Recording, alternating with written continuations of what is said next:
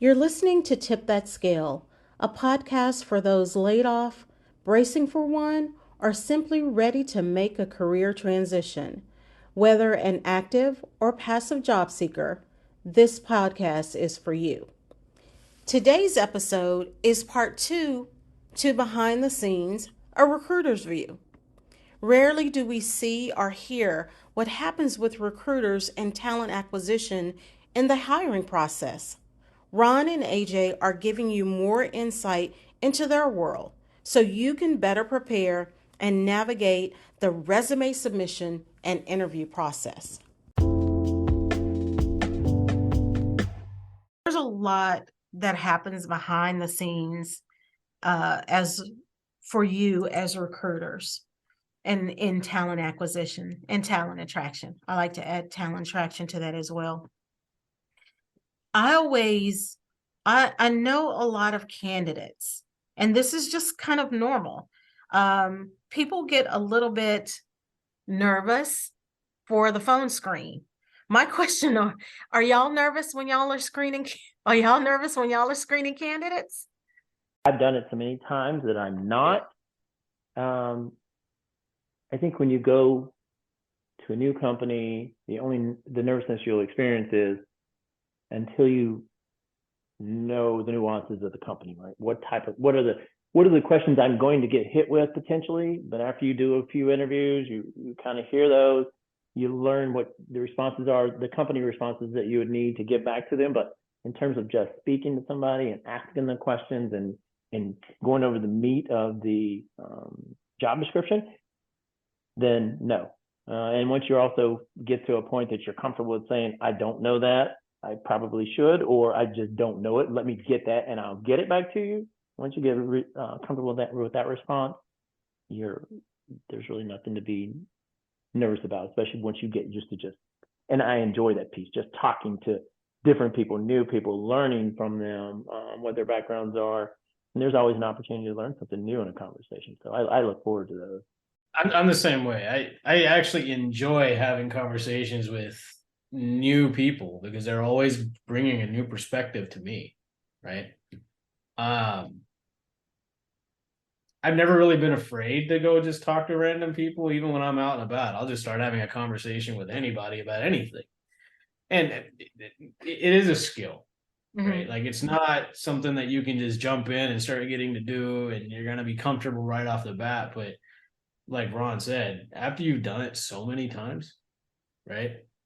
It's again, I've been at this for 13 years. Ron, you've been in it for like 25 years. It's just after a certain period of time, it just becomes like it's second nature. So candidates shouldn't be nervous talking to you either. I wouldn't say that. What? I wouldn't say be nervous. I think you treat it like it's like anything, right? The recruiter is going to have to do some level of preparedness on the front end. Well, what are the pay ranges on this thing? What are the skill sets needed? All those things, and you should already know the things about the company. You do your homework. You definitely should look at the person's resume, know their background, know what at least some outside of your normal questions you're going to ask you should ask those that are specific to that person and their background. The same thing with a candidate, which I don't see. Like I said, I haven't seen in a while now, but I think you will have to start seeing more now. Is more preparedness on the front end by the candidate. You should absolutely know more about the company. You should definitely know what the job is asking for and have some specific questions for it. Otherwise, you just make yourself an easy target to kill off in the process and let the recruiter take someone else who did do those things. But yeah, you shouldn't be nervous. Just be prepared and have an engaging conversation. Have recruiters, I think from my perspective, don't enjoy the robotic, here's quick, just quick, blah, blah, blah. They like it. They like to see one that's got a personality because they're going to sell that back to that manager. Hey, this was a great conversation with this person. They had a great personality. They were easy to talk to. I always included that in my write-ups at the end if they did or it was a struggle. The managers may or may not care for a specific role, but that's definitely something I include in my write-ups, is to let them know what their personality type was, what their engagement level was. especially if they're going to be engaged with internal customers or external customers. The manager's going to want to see that. So make it fun and ask questions. Yeah, and one thing I will say to every candidate is just know that a lot of what's going on right now, through the eyes of a recruiter, they themselves are panicking. They don't know when they're next. And so even if you're probably not getting the best personality or attitude from the recruiter, because they've got a lot of things going on their back end as well. They're being asked to do more for less, and it's causing burnout. It's causing a lot of different things. But irregardless of the perspective of the recruiter and what their personality is at that point, make sure you put your best foot forward, irregardless. Mm-hmm. Smile, be happy, understanding of what's going on, and be very meaningful and thought out when you're actually giving your responses, right? Show them who you can be. And let's just say, for instance, you have a recruiter that you're talking to when you're interviewing. They don't have the best attitude. See if you can switch it around for them. Yeah. That's going to go a long way. They'll remember you for that. Organizations need to understand that TA and recruiters are the window into your company. So how you're treating them is going to go a long way. Ooh. Ooh, I think that's across the board, from an employee standpoint and from a customer standpoint. How you're treating your sales team, that can make or break how they respond to customers. And we know everybody's a customer. I mean, let's just talk about who's making these decisions right now with what's going on in the market. A lot of those decisions are being made by individuals that are not forward facing. They're so far up the ladder or so far behind or dejected from what their core business is that they don't understand that your sales teams matter. Your recruiting teams matter. If you're talking about the growth of your organization, those two teams probably matter more than a good 60 to 70% of your organization, right? And what I mean by that is in order for you to grow and to say that you're growing as an organization, it deals with headcount, right?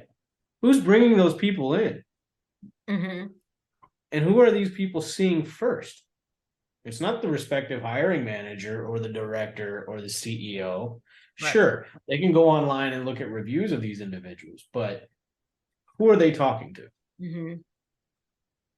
If you have a recruiter or somebody in TA that's just waiting for their layoff, what do you think their mindset's going to be? And like you said, the growth of an organization, you start questioning how well an organization is doing based on what this recruiter or the salesperson is going through right now.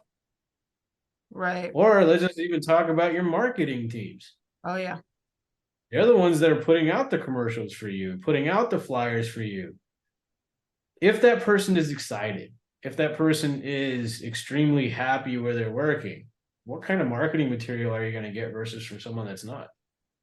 Right. All of these are external facing individuals.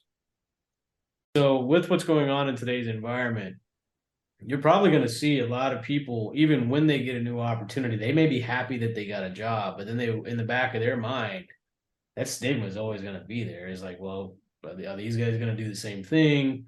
How do I do it? It's kind of gotten into a dog type of situation. And so like, what kind of individuals are you creating right now? You should be thinking about that as the C-suite level. The last question I want to ask you both, since we're behind the scenes of what goes on from a recruiter standpoint, we know you've talked about recruiters doing more for less. I know Ron has talked about. You mean quiet hiring? Huh? No. We'll get that.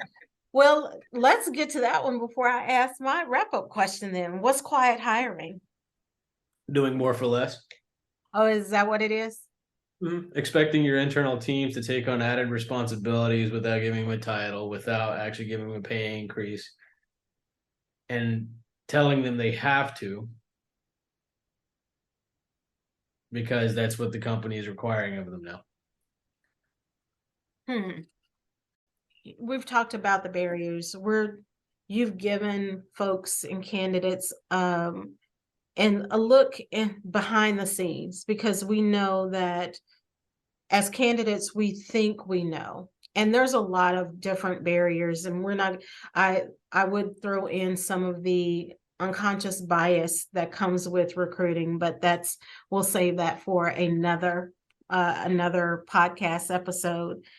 What else do you want candidates to know from the standpoint of a recruiter? Not just how to apply, but like what's it like really being a recruiter? Not just now where we're seeing a lot of layoffs. We've seen a lot of layoffs in the talent acquisition and recruiting space. Are there any other things you want candidates to know just about the process from a recruitment standpoint? Any other thoughts you want folks to know behind the scenes, behind the veil, the recruitment process? They're just as mentally affected by all what's going on right now as you are. And it's very difficult for them to find the right candidates right now. And sometimes they do make mistakes. We're all human, right? Just know that when you're going through the vetting process, this isn't personal. The biggest difference between what's going on is that they're still employed trying to do the best that they can with what they've got, with limited resources and limited time. And now this doesn't mean this is for every organization, but what a lot of people don't understand that when recruiters, it's like a mixture of multiple different skills. You have to be good at sales. You have to be a good company representation. You also have to be able to have critical thinking ability when you're looking and talking to a particular candidate and understanding maybe they're not a fit for this, or they might be a fit for this, and having to be able to do those types of things, right? The interview process is just as difficult for them in a different capacity as it is for you.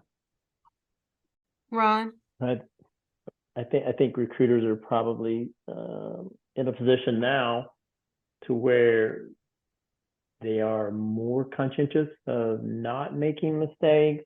They're, AJ mentioned it, right? They know any day they could get tapped on the shoulder and say, hey, we've cut hiring to a point that we just don't need. If we're not hiring, we don't need recruiters, and we're there, and it's you. I think they're going to be more careful. I think like anything, when you're not worried about your job, you probably are willing to take more chances. In this space now, they're probably all gripping the bat a lot tighter and not willing to make mistakes. So they're going to be more careful. They're going to probably rule out people that they would have looked at before taking a chance or submitted, or so they're going to be slower with their processes. So I think you just have to take that into consideration. Not that there's no better feeling for a recruiter, for most recruiters, than to put the right person into the right position, the candidate be extremely happy and the manager be extremely happy, and making that marriage. That's a great feeling. It's also a great feeling knowing that even when you work with the other candidates, maybe your runners up or other candidates that came through the pipeline that you saw and you're like, man, this is a good looking candidate. Let me see, they don't fit this, or we've already got somebody that fits this. Can I put them in another spot or refer them to somebody else? Recruiters by nature, or good recruiters, should like helping people. There should be a great level of satisfaction that comes from helping other humans. So I think to their core, that's the goal for them. So they're, and you have to remember that, right? Their goal is, AJ said, don't take it personal, because they don't know you when they see your resume. It's not personal for them to skip you or move past you for the opportunity. They're doing the best that they can to try and bring that pool down to a manageable group and get that right person in front of that manager. That's their goal. You definitely should not take it as, like you said, something against you. Keep replying. I mean, I know I would see multiple candidates come through for multiple different jobs or multiple different times, even sometimes the same job. And sometimes that made me take a look at them. Hey, maybe I missed something in this. This person obviously thinks they're a fit for it. Let me go look at it again. Let me dig a little deeper. Let me go stop them. Let me, on LinkedIn. So keep trying. It's just not personal. And again, recruiters are in a really compromising position right now, trying to keep their job and help others get a job themselves at the same time. Okay.